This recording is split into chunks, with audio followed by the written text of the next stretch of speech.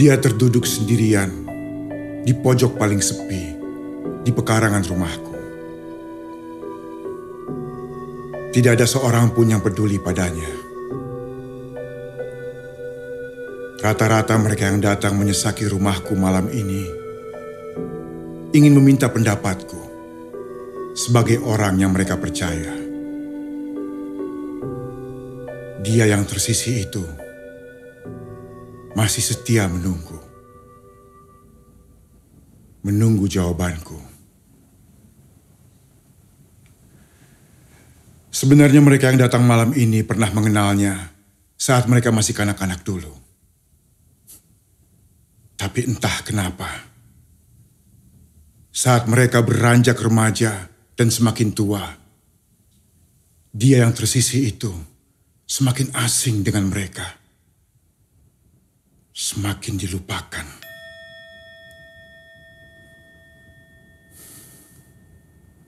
Dia yang tersisih itu pernah bercerita tentang seorang pejabat yang mengabaikannya. Saat pejabat itu diam-diam menemui kolega bisnis yang minta jatah proyek. Dia yang tersisih mencoba mengingatkan bahwa apa yang dilakukan pejabat itu keliru. Itu milik orang banyak, milik rakyat.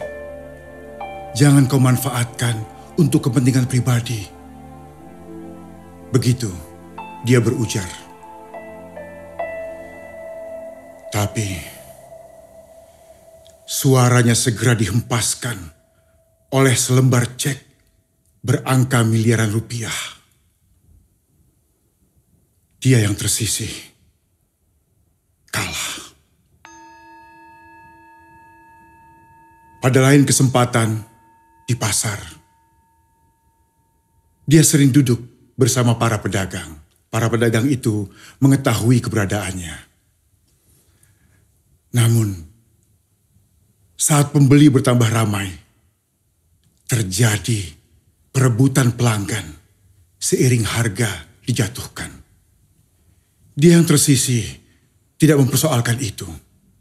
Dia hanya mencoba mengingatkan para pedagang untuk tidak berlaku curang terhadap berat timbangan. Jangan kalian lakukan itu. Jangan kalian kurangi berat timbangan yang seharusnya pembeli dapatkan. Jangan. Tapi apa daya, suaranya tak cukup keras. Terhalau riuh teriakan orang-orang berebut uang. Dia yang tersisih, diabaikan. Pernah juga di sebuah pabrik, seorang pekerja ditangkap. Ia digiring ke pos pengamanan yang ada di pabrik itu. Dia yang tersisih juga hadir di sana. Pekerja yang ditangkap itu sudah menjelaskan bahwa dia bukan pelakunya. Petugas keamanan pabrik itu salah tangkap orang. Tapi mereka, para petugas pabrik itu, malah menghajarnya habis-habisan. Pekerja naas itu dipaksa mengakui perbuatan yang tidak pernah ia lakukan. Dia yang tersisih mencoba menyentuh hati para petugas keamanan itu. Dia sudah mengatakan yang sebenarnya. Bukan dia pelakunya. Kenapa kalian tidak melepaskannya? Kasihan anak istrinya. Tapi lagi-lagi, suara dia yang tersisih ditelan oleh segelintir orang yang menghendaki adanya korban yang disalahkan. Dia yang tersisih ikut dikorbankan.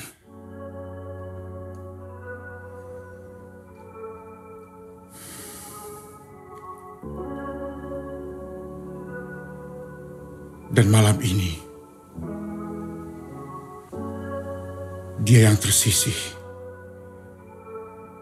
masih menunggu di halaman rumahku. Saat sekelompok orang datang meminta pendapatku tentang sebuah keputusan. Aku tahu masa yang datang dengan 1000 kemarahan, menginginkan jawaban yang mereka mau, bukan jawaban yang mereka butuh,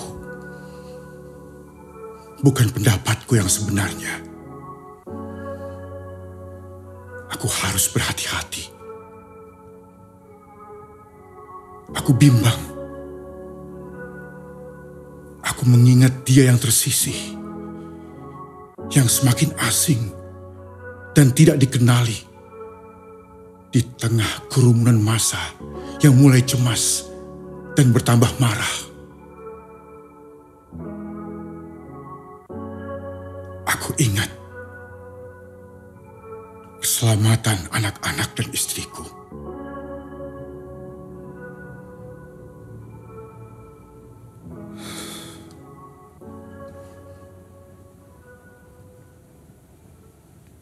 Akhirnya, aku memberikan jawaban yang disenangi oleh masa yang datang. Jawaban yang mereka inginkan. Dengan jawaban itu,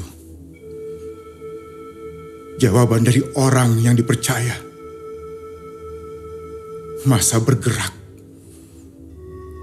menghancurkan segala yang berbeda dengan mereka.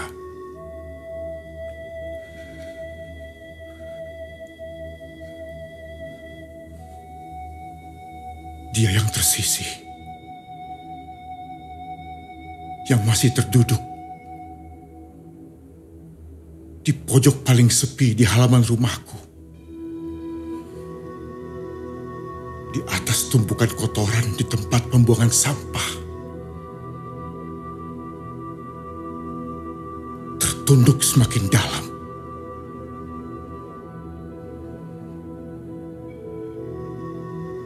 Kalau orang sepertiku, orang yang dipercaya,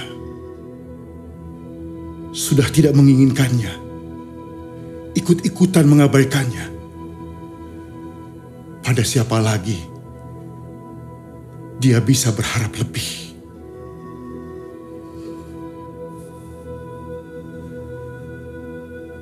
Kenapa dia harus selalu disisihkan demi menenangkan dan menyenangkan sekelompok orang?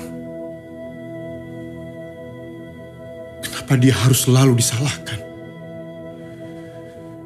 Kenapa dia selalu dianggap menyebalkan?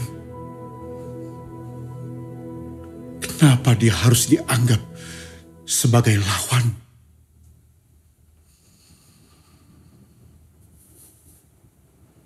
Dia yang tersisih itu bernama kejujuran.